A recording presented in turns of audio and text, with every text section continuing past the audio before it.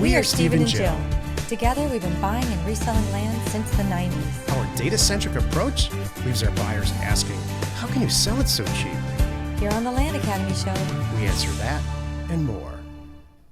Steve and Jill here. Hello. Welcome to the Land Academy Show, entertaining land investment talk. I'm Stephen Jack Butella. And I'm Jill DeWitt, broadcasting from the Valley of the Sun. Today, Jill and I talk about public records and your next land deal. So, Jill, I described it yesterday at the end of the show, but I'll describe it again. Jill and I are famous for driving around wherever we go. Not with, not intentionally, but every single time we get in a car, I'm usually sitting shotgun, calling off real estate values around town or wherever we happen to be. And as I'm pulling these up saying, this property's for sale for $4 million or $2 million, Jill's first question is, what do they pay for it and when? And it's usually like, well, they bought it 5 years ago for, a lot less than they're selling it for it now. And Jill, I realized recently, usually on a Thursday call, this is important for her for some reason. Mm-hmm. When she makes a decision about negotiating when we go to buy the property. And value. It helps me determine the value. Like, is it going up? How drastically is it going up? What do they think's going on? That kind of a thing. So the question is, how lucky are we that we have all this public record information that we can make these decisions? Well, this show is not so much about the fact that we have it, because we all sort of know that it's out there. How much does it matter when we're sending out these offer campaigns? Do people look at this stuff? And the answer is hell no, because they're not in the real estate business like we are. But we'll get into that in a second here. Before we get into it, let's take a question posted by one of our members on the landinvestors.com online community. It's free. And don't forget, please, to subscribe on the Land Academy YouTube channel and comment on the shows you liked. Shannon wrote, how do you handle the public record of what you purchased the land for versus how much you're listing it? We are set to close on our first 5 acres, and I'm wondering how people will view it when they see what we bought it for versus what we're asking. Any input is appreciated. Just wondering, has been your experience of this type of scenario? Thanks in advance. This, I know, ties into all of this. Yeah, I'm going to say most people don't look and they don't know. The truth is, this question was the inspiration for this very rare. It was the inspiration for this entire show. Mm-hmm. So, first of all, you need to know that public record is what this whole information system in our country, from a real estate data standpoint, is built on. For whatever reason, who set up this real estate system? And I'm actually researching that pretty heavily right now about how this all came about. Very heavily, so I can put it in the Land Academy 3.0.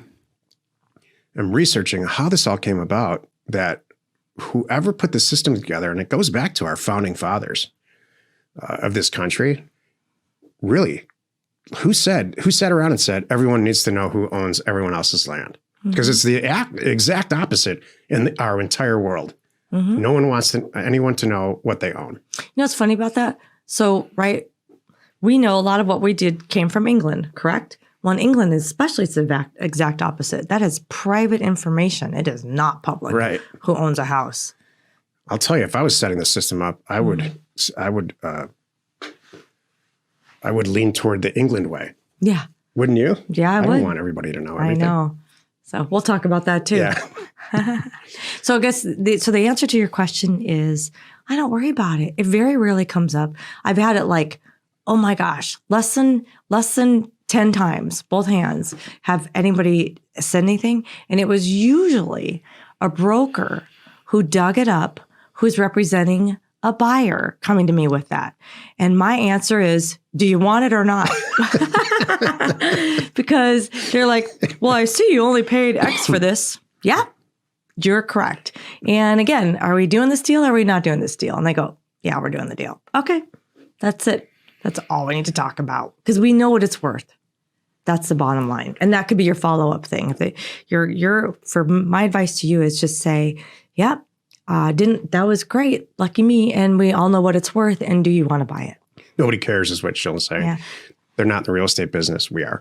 Think about all the things that you run around and pay full price for, because that's a lot. You don't realize it. Mm-hmm. You could be shopping around too. I don't need to bring up the milk story again, because I think that's beaten like a dead horse. So, but there's a lot of things we run around and we don't negotiate because we want it. It's exactly what we want, and the timing is perfect. So that's the majority of your buyers. They've been waiting for this land to come on the market. It happens to be within a mile of where they've been looking, and their dad lives. Who knows what it is, and they're not thinking about that. And you're still providing a great value. That's all I care. To replace the milk scenario, what percentage of people go buy a new car or a new phone? Mm-hmm. Good one. If you ask anybody, is that the right thing to do? Right. Go buy a new car? Yeah, you can get a track phone still at Walmart. A used car. Yeah. Why don't you buy a used car? 2 years old. It's got 10,000 miles on it. It's got all its records. Yeah. No. That's not me. That's not. Yeah. That's just not me. And so there's a huge convenience to just driving your old car into the dealership and then driving the next one out. To which everyone says, while that's all happening, is, you know what? You're saving like $15 a month on your payment. I just got a new phone, and that's all he said. Well, if you changed your data plan, well, you're going to get more data for $10 less a month, and your phone's going to cost $25 a month if you sign up today. Mm-hmm. And so, did I do it? Yeah. For phones, I don't care. It's actually for business, and I need a good new phone with a new camera, and for a lot of reasons. For cars, hell no, I don't fall into that trap. There you go. So for land, I can understand why people just want the convenience of it. Does anybody look at it? Nope. Right. Today's topic: public records and your next land deal, as if we just didn't cover a lot of it. Mm-hmm. This is why you're listening. I was gonna share at some point here where people can get this.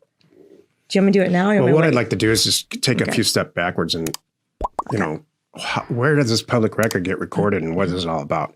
There's two places that when a land transaction happens and it gets recorded at the assessor, you send it into the recorder, just like a bank teller.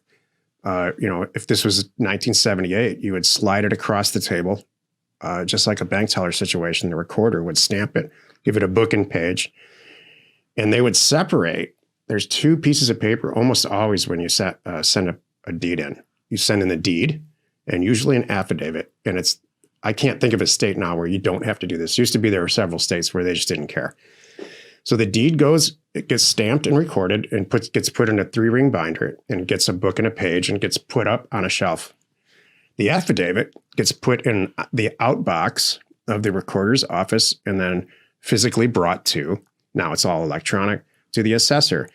And the assessor inputs all the information on the affidavit, what you paid for the property, who bought it, what the dates are. Sometimes those are other things that conveyed with the property. Was it was there a mortgage? Interrelated party? Mm-hmm. Did I sell it to Jill? What kind of deed? Mm-hmm. So, were there other properties? And depending on the state, there's a tremendous amount of information that's on that affidavit. Mm-hmm. And so that's what you're looking at, how much they paid for when the deal closed. And that's what's in the lines of data and data tree and everything else. So, and that's how, quite honestly, this all arose, because the assessor, that triggers a reassessment of that property to reset the tax value of the property for the next year. So that in most states, a lot of states, they can charge more. Some other states use what's called a millage to do that. Right. And it's different. It's a different situation, which I'll explain sometime in the future. It's a lot more equal and democratic. Let's just put it that way. It treats all properties equally. I only know about it because that's how I'm from Michigan, assesses their property. And all I heard was my parents complain about that when I was a kid. They reset the millage. Our lives over. Got it. Back to the topic. So now you know why all this information is available on realtor.com or Zillow.com or anything else. Go ahead, Jill. So what I was going to say is too, so you're driving around, they're like, okay, I want to know. I do want to know. Does it pop up for land? It's often in there. You'd be surprised. There's a couple places that I'm going to tell you right now where you can go find this information. And then we'll talk about how to use it and why I use it. So way number one is you're driving around, you see a posting, or you see a property, you happen to pull it up on Zillow. I'm just going to use that as an example. And it's in there. Oh my gosh, look, this is available. It's on Zillow. Here you go. What you're going to do is scroll down and look for the property details. And the exact heading in Zillow is called, I looked it up, price and tax history. Check it out. Most people don't scroll down. Most people just look at the details, how big it is, what they're asking. If it's pretty. And they close it. That's it. And then maybe scroll through the pictures. Oh, you better believe I scroll down and I'm like, okay, why? Who? And you could see, you can almost, it's like the chain of title you're looking at right there on Zillow. Totally. Wow. Okay. Bought for this, listed for this, sold for that, relisted at this, pending for this. I mean, it's all kinds of great information in there. So that's one way to find it. I love it. Number two, it's not anywhere. Property's not listed anywhere. I'm working with the seller. I want to kind of know what he did. There's one way is the data that you download from, whether it's a data tree, CoreLogic, you look at all those columns. You might find a column in there that has the last transfer date and the last transfer sales price. So check that. It's there. Sometimes it's there. And then my third way, when you really want to dig this up, go into data tree, go to Flex Search. Data tree is my favorite now. It's just, they've got so many. Yeah. I think they've kind of passed Title Pro and CoreLogic right now with the volume of documents, because they've been focusing on it for a while. So, and they try to collect every possible document they can. So, like divorce papers might even be in there. You think I'm kidding? I'm not kidding. Wow. No, it's funny. So if you go into a Flex Search, you could search by the property. You could search by the seller. There's lots of different ways you could search for the documents related to that person and or property. And it's staggering what information comes up. And there's special ways to do it. So there's a lot of great YouTube tutorials on it too, where you have to where you put in state, county, that's the easiest way. And you're either going to put in the owner's name, and there's certain ways with asterisks, and things to search faster, or just the APN. And that's how you get that information too. Yeah, so mortgage shops, you might not find what they sold, but look at this. I can see they took out a mortgage. All right, that tells me a bit about what's going on here, kind of thing, and where they stand on the property also. So why is this important to me? Two reasons. One, the mindset of the customer, meaning the mindset of the seller. What do they pay for it? And it gives me a little idea of what they want to get out of it. And sometimes it goes down, and so I kind of know that, shucks, this guy overpaid. I had one that happened the other day, actually. He said, my dad bought this property. He's asking way too much of this property, right? And I'm like, what's going on? He said, well, my dad spent $30,000 for a well. And I'm like, why did you spend? And it's an area that we know well, that I've spent like $8,000 for a well. And I said, why did he pay so much? And the guy just got mad, But that's helped me.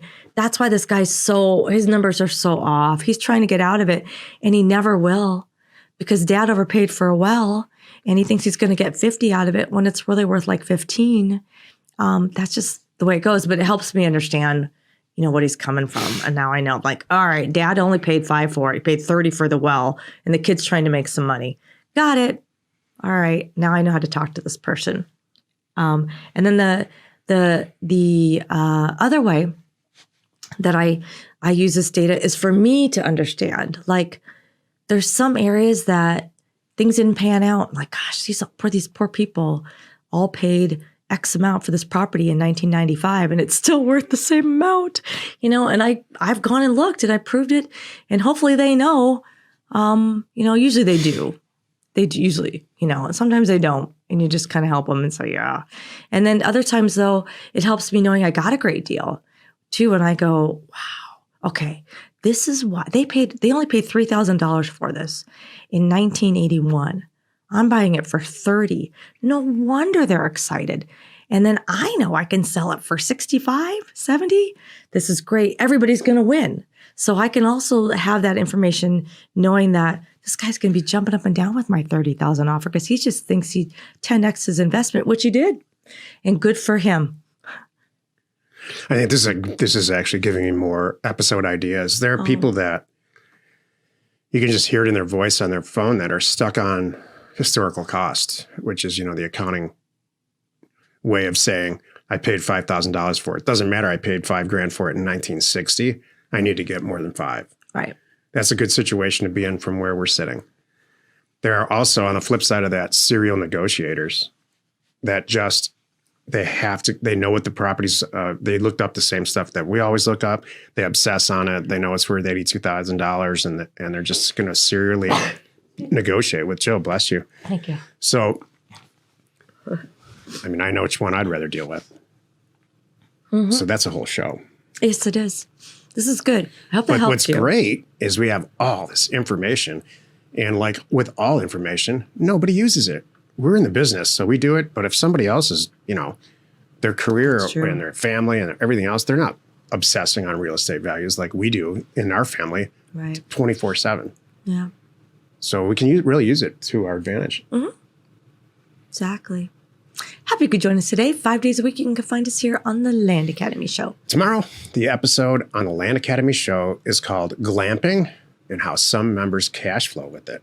You are not alone in your real estate ambition. This is funny.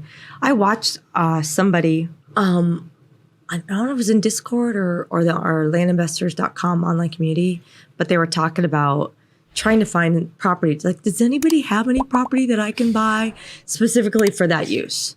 I want to have get an Airstream on there and do some great stuff. This was a mile-long discussion in Discord. That's funny.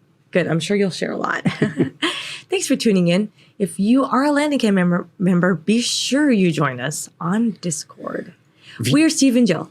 Information And inspiration to buy undervalued property. We hope you find our content valuable and we appreciate your support. If you have not already, please check out our channel and hit the subscribe button. And your comments and suggestions help us to create the content you're here for. Hitting the like button helps to support our channel's algorithm and gauge your interest for future shows.